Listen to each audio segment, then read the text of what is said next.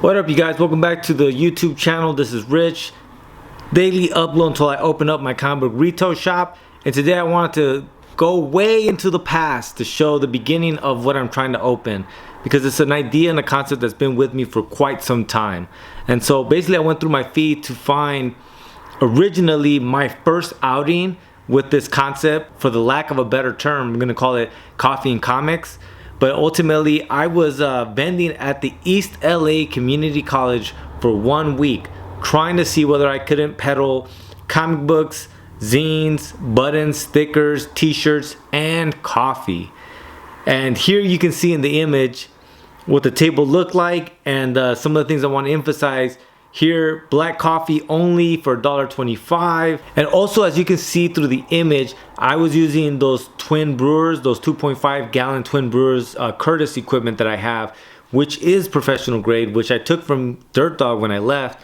And so basically, like, I have this equipment that does work in a commercial kind of setting for just coffee.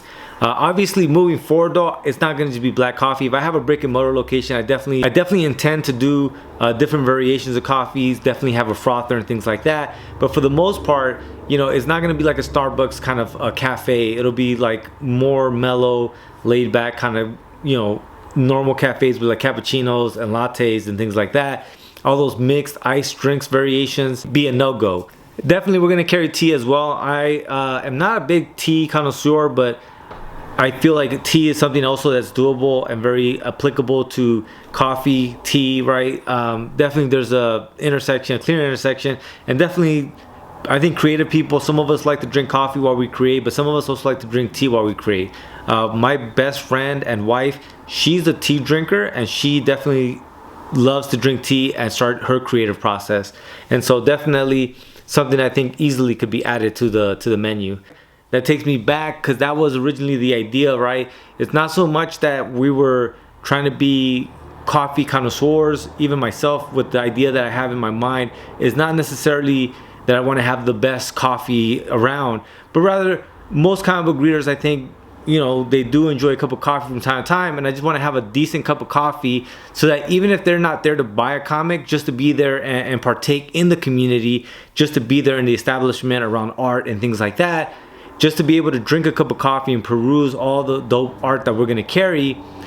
That's kind of what I'm up to. And a lot of times, and that ELAC first outing, that was kind of what I got. I would get people getting coffee, start talking about comics, nerd stuff. They would look through a lot of the graphic novels and things that I had, and they would just kind of peep it out and just chop it up with me about comics and art. What I will say is that ultimately ELAC Community College was really cool. They gave me 1 free week to try it out. I remember speaking to the being that was in charge of that, and she was like, try it out for a week, see if it's something that can work for you, find what day works for you. Ultimately, her stance was, we're here trying to help people kind of get ahead. And so I was a student at the time, and I thought it would work out great if ELAC could be my forever home in that time. I would have been able to do the coffee comics thing at ELAC from Monday to Thursday, and then hit the Comic Cons on Saturday and Sunday, which was initially my idea, my plan. I did have also the illusion of the swamp meet, which I had mentioned before, and a lot of that came from like mall rats. And I remember seeing mall rats and thinking that's something that I could do, and that's something that would be more of what I'm up to, because I've always kind of had it in my mind that I don't want to open up a space for collectors, right? So like, I want to have a space for people that want to read art, consume art, and make art. I saw this picture because I was actually going to do a different kind of video today, and I saw that and it made me reminisce on that, and I just wanted to share the idea of like, that's how long this idea has been with me. It's been stuck to me.